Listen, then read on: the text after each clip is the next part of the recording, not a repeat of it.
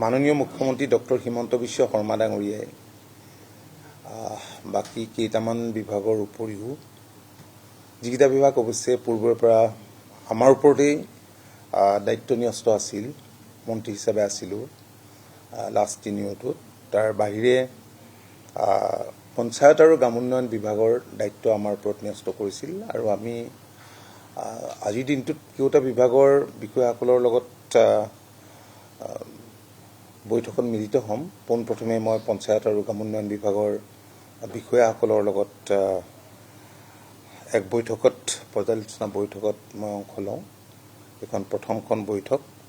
তো সমগ্ৰ ৰাজ্যজুৰি যিবিলাক বিভাগটোৰ জৰিয়তে আঁচনি ৰূপায়িত হৈ আছে, সেই আঁচনিসমূহৰ ৰূপায়ণৰ স্থিতিৰ বিষয়ে মই খবৰ লওঁ আৰু ভৱিষ্যতৰ দিনত আমি কেনেদৰে আগবাঢ়িম তাৰ পৰিকল্পনা কৰোঁ। আমি আজিয়েই 100 দিনীয়া এক পৰিকল্পনা 100 ডেইজৰ কাৰণে প্ৰগ্ৰেম আমি ঠিক কৰি লৈছোঁ। পঞ্চায়ত আৰু গ্ৰাম উন্নয়ন বিভাগটো মই অনুভৱ কৰোঁ যে অত্যন্ত এটা গুৰুত্বপূৰ্ণ বিভাগ আৰু গাঁওবিলাকক মহাত্মা গান্ধীয়ে ভবাৰ দৰেই আগুৱাই লৈ যোৱাৰ বহুত অৱকাশ আছে। কাৰণ ভাৰত চৰকাৰে, দেশৰ মাননীয় প্ৰধানমন্ত্ৰী নৰেন্দ্ৰ মোদী ডাঙৰীয়াই বহুতখিনি ইয়াত নতুন নতুন ধ্যান ধাৰণা সন্নিৱিষ্ট কৰি গ্ৰামাঞ্চলৰ উন্নয়নৰ বাবে আঁচনি গ্ৰহণ কৰিছে। আৰু মোৰ বিশ্বাস যে আমি এটা টিম হিচাপে কাম কৰিম। মই এই কথাটো কৈছোঁ যে আমি এটা টিম হিচাপে কাম কৰিব লাগিব, ডেডিকেশ্যনৰ মনোভাৱেৰে আমি কাম কৰিব লাগিব। ধন অপৰ্যাপ্ত আছে, ইয়াত ধনৰ অভাৱ নাই। পূৰ্বতে MG NREGA আছিল, এতিয়া MG NREGAৰ বদলি সুকীয়া হৈছে এইটো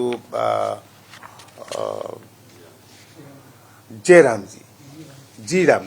ৰামজি। গতিকে তাতো আমি যথেষ্টখিনি এই আঁচনিৰ জৰিয়তে আমি কৰিবলৈ সক্ষম হ'ম। মই সকলোকে কৈছোঁ যে আন্তৰিকতা, নিষ্ঠা আৰু দায়বদ্ধতাৰে বহনক্ষম সামূহিক গ্ৰাম্য উন্নয়নৰ লক্ষ্য সাধনৰ বাবে আমি সকলোৱে কাম কৰিব লাগে। আৰু এই 100 ডেইজত আমি বেলেগ বেলেগ কেতবোৰ পৰিকল্পনা কৰিছোঁ। এইখিনি কথা মই ভৱিষ্যতৰ দিনত ক'ম। আৰু যোৱা সময়ছোৱাত যথেষ্টখিনি কামো হৈছে।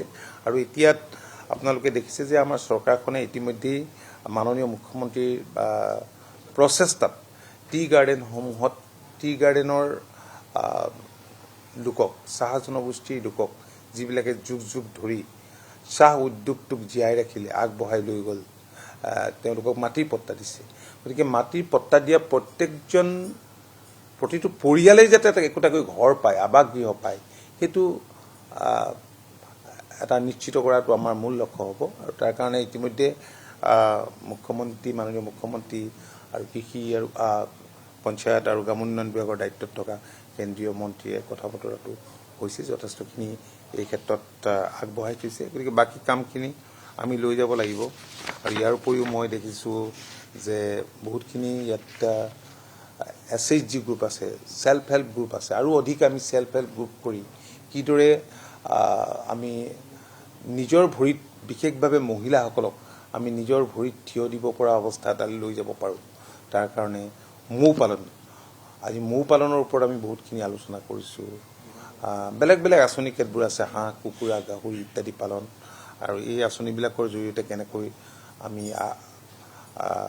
গ্ৰামাঞ্চলক আগবঢ়াই লৈ যাব পাৰোঁ, নিজৰ ভৰিৰ ওপৰত থিয় দিয়া ব্যৱস্থা কৰিব পাৰোঁ, তাৰ কাৰণে খুব ক্ষিপ্ৰতাৰে কেতবোৰ বাস্তৱ কাৰ্যসূচী গ্ৰহণ কৰা হ'ব। এইখিনি ৱৰ্কআউট কৰিবৰ কাৰণে মই ইতিমধ্যেই আমাৰ বিষয়াসকলৰ ওপৰত দায়িত্ব অৰ্পণ কৰিছোঁ। মাননীয় মুখ্যমন্ত্ৰী ডাঙৰীয়াক এই বিভাগটোৰ দায়িত্ব আমাৰ ওপৰত ন্যস্ত কৰাত মই ধন্যবাদ আৰু কৃতজ্ঞতা জনাইছোঁ। মই ভাবিছোঁ যে এইটো এটা ডাঙৰ সুযোগ ৰাইজক সেৱা কৰাৰ। আমি মুখ্যমন্ত্ৰী ডাঙৰীয়াৰ গাইডেঞ্চতেই, তেখেতৰ মাৰ্গদৰ্শনতে আমি কাম কৰিম। তেওঁৰো নিজা ভিজন আছে, প্ৰমিজ আছে, প্ৰতিশ্ৰুতি আছে। গতিকে সেইবিলাক আমি আগবঢ়াই লৈ যাব লাগিব আৰু আমাৰো আছে।